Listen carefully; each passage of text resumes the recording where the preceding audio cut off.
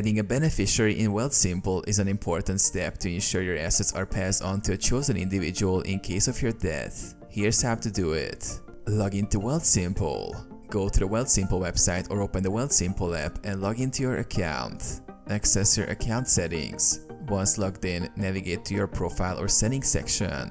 This is typically found in the top right corner of the dashboard.